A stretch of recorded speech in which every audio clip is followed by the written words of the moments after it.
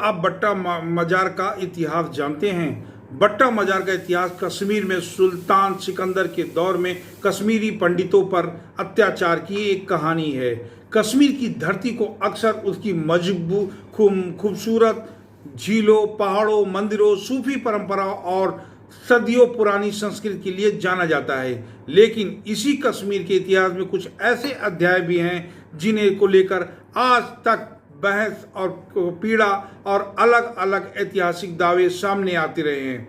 श्रीनगर के रेनावारी क्षेत्र में जुड़ा बट्टा मजार भी एक ऐसा ही स्थान है जिसका नाम कश्मीरी पंडितों के एक कठिन और हिंसक इतिहास से जोड़ा जाता है।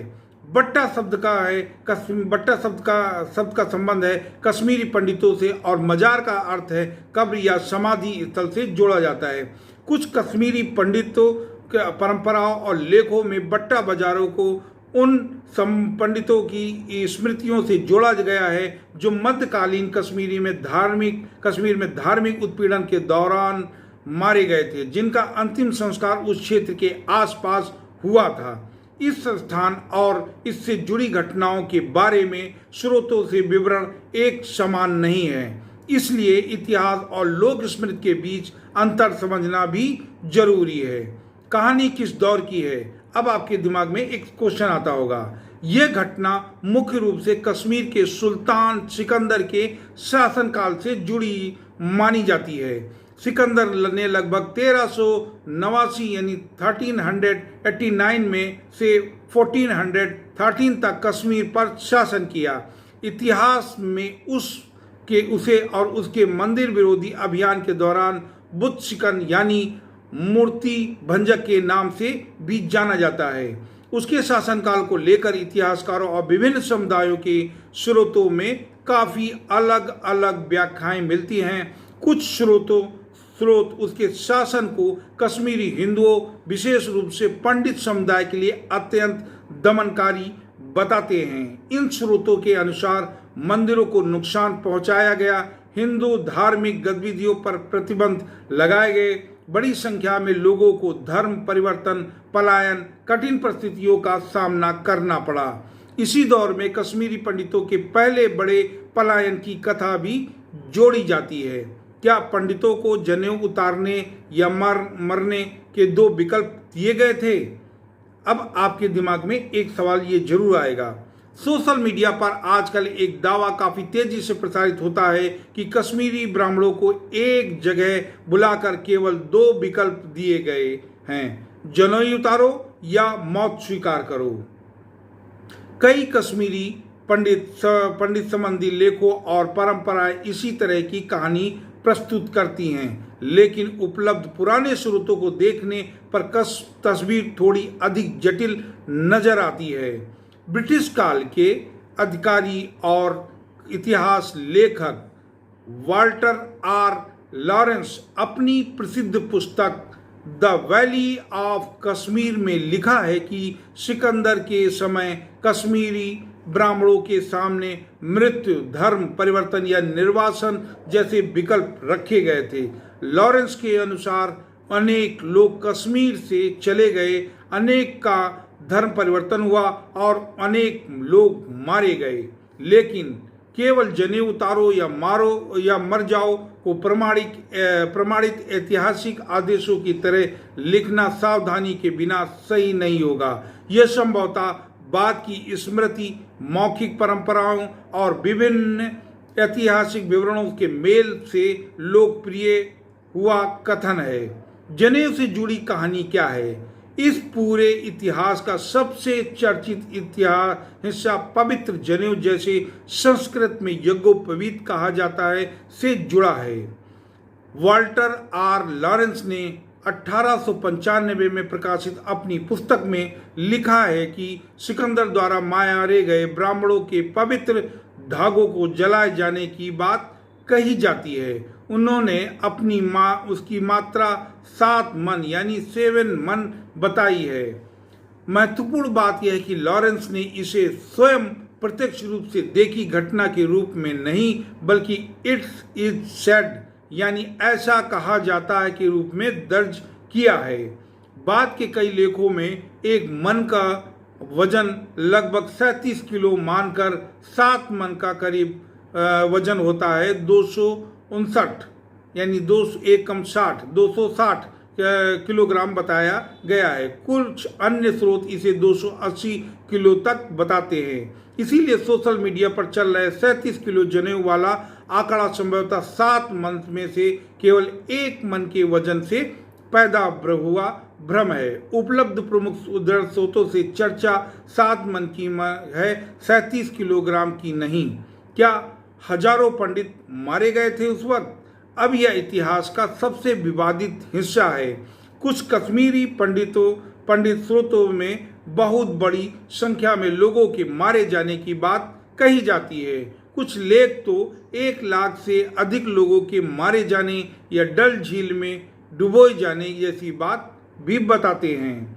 लेकिन इन संख्याओं की आधुनिक इतिहास लेखन में सावधानी से देखना आवश्यक है। मध्यकालीन कश्मीर की जनसंख्या प्रशासनिक रिकॉर्ड और समकालीन स्रोतों की सीमाओं के कारण आज निश्चित संख्या बताना एक कठिन बात होगी। इसलिए यह कहना अधिक उचित होगा कि सिकंदर के शासनकाल में कश्मीरी हिंदुओं विशेषकर पंडित समुदाय पर गंभीर धार्मिक और राजनीतिक दबाव पड़ा तथा बड़ी संख्या में लोगों के पलायन, धर्म परिवर्तन और हिंसा का उल्लेख विभिन्न ऐतिहासिक परंपराओं में मिलता है। रेनावारी और बट्टा मजार का क्या संबंध है? अभी आपके दिमाग में ये क्वेश्चन जरूर आता होगा। रेनावारी श्रीनगर का एक पुराना इलाका है। इसका इतिहास केवल मध्यकालीन धार्मिक संघर्षों से ही नहीं जुड़ा है, बल्कि यह कश्मीरी संस्कृति और पंडित समुदाय का भी महत्वपूर्ण केंद्र रहा है।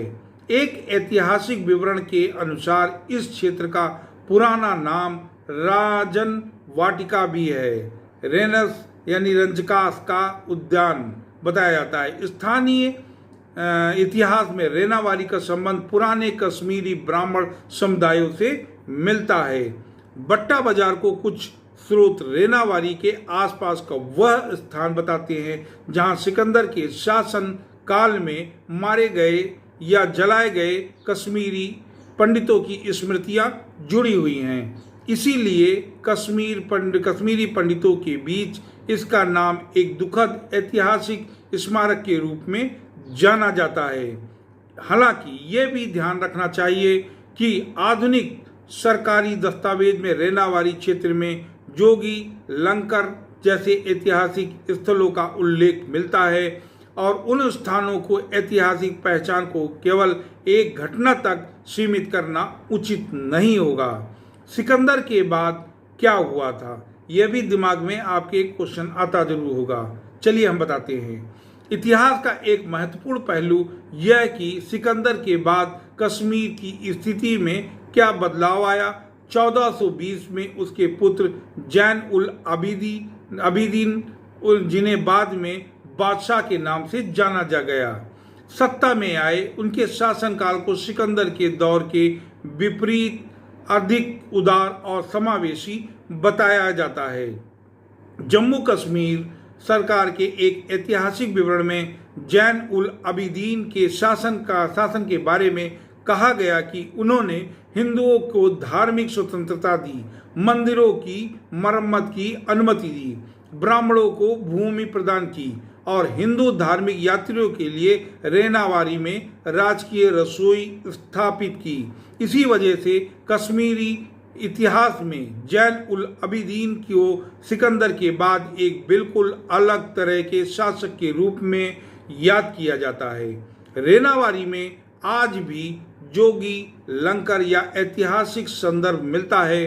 अगर हम शोधों के अनुसार बात करते हैं तो जैन उल आबिदीन ने हिंदू योगियों के लिए वहां लंगर की व्यवस्था की थी। यह तथ्य दिखाता है कि कश्मीर का मध्यकालीन इतिहास केवल एक तरफा संघर्ष की कहानी नहीं है। एक राजनीतिक परंपरा में ऐसे शासक भी हुए हैं जिनकी नीतियां अधार्मिक सहिष्णुता की ओर थीं। क्या बट्टा बाजार का नाम इसी नरसंहार में पड़ा? ये भी आपके दिमाग में एक प्रश्न आता होगा। चलिए इसको भी क्लियर कर देते हैं। यह दावा कश्मीरी पंडित समुदाय के ऐतिहासिक स्मृति में मौजूद है। कोई स्रोत बट्टा बाजार को कश्मीरी पंडित का कब्रिस्तान बताते हैं और इसे सिकंदर के दौर के हिंसा से जोड़ते हैं, लेकिन कुछ इतिहासकारों के लिए किसी स्थान का नाम, उसकी उत्पत्ति, उसकी जुड़ी लोक स्मृति को अलग अलग प्रमाणों से जांचना आवश्यक होता है। इसलिए इसे इस तरह के कहना अधिक सुरक्षित है। बट्टा बाजार की पहचान कश्मीरी पंडित परंपरा में सिकंदर के दौर के उत्पीड़न और हत्याओं की स्मृति से जुड़ी हुई हैं। इतिहास को याद करने का सही तरीका हम आपको बता रहे हैं।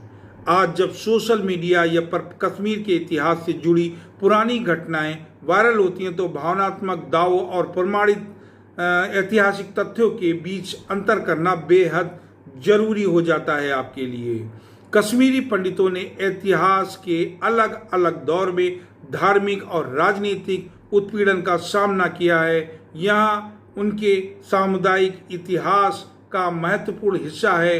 सिकंदर के शासनकाल से जुड़े मंदिर विध्वंस, धार्मिक दबाव और धर्म परिवर्तन और पलायन के भिन्न स्रोतों से में मिलते हैं। लेकिन दूसरी ओर मृतकों की सटीक संख्या, बट्टा बाजार पर वास्तव में कितने लोगों की हत्या हुई और जनेऊ की वास्तविक मात्रा जैसे विषयों पर उपलब्ध स्रोतों से स्पष्ट एक रूपता नहीं है। इसीलिए 37 किलो जनेऊ ठीक दो विकल्प हैं, या सभी ब्राह्मणों के एक ही स्थान पर मारे जाने जैसे दावों के को बिना स्रोतों के अंतिम सत्य बताना इतिहास के लिए एक न्याय नहीं करेगा। अब इस पूरी घटना का निष्कर्ष क्या है? रेनावारी और बट्टा बाजार कश्मीर और उस दर्दनाक इतिहास को याद दिलाते हैं जिसमें धार्मिक पहचान, सत्ता और हिंसा ने समाज को गहराई से प्रभावित किया। लगभग 6 शताब्दी पहले सिकंदर के शासनकाल में कश्मीरी हिंदुओं पर हुए कथित धार्मिक दमन और उससे जुड़े पलायन की स्मृति आज भी कश्मीरी पंडित समुदाय में जीवित है। वाल्टर आर लॉरेंस जैसे इतिहास लेखकों ने भी सिकंदर के दौर में ब्राह्मणों के सामने मृत्यु, धर्म परिवर्तन या निर्वासन जैसे विकल्प और मारे गए ब्राह्मणों के पवित्र धागों को जलाने की परंपरागत कथा का उल्लेख किया है। लेकिन इसी इतिहास का दूसरा पहलू यह है कि जैसे जैन उल अबिदीन का शासन, जिसमें हिंदू समुदाय के प्रति अपेक्षाकृत सहिष्णु नीतियां अपनाई गईं और रेनावारी में हिंदू योगियों के लिए लंगर तक स्थापित किया गया। यही कारण है कि कश्मीर का इतिहास बहुत ही जटिल है। इसे केवल एक वायरल पोस्ट या एक संख्या के आधार पर समझना संभव नहीं है। बट्टा बाजार की कहानी हमें जरूर याद दिलाती है कि इतिहास में धार्मिक हिंसा के शिकार लोगों की स्मृति को दबाया नहीं जाना चाहिए, लेकिन उस स्मृति के तथ्य और स्रोत ऐतिहासिक संदर्भ के साथ समझना भी उतना ही जरूरी होगा। वीडियो आपको कैसी लगी हमें कमेंट बॉक्स में जरूर बताइएगा। अगर आपने हमारे चैनल को अभी तक सब्सक्राइब नहीं किया है तो प्लीज़ चैनल को सब्सक्राइब करें, शेयर करें, बेल आइकन को जरूर प्रेस करें। मिलते हैं एक नए वीडियो में। नमस्कार।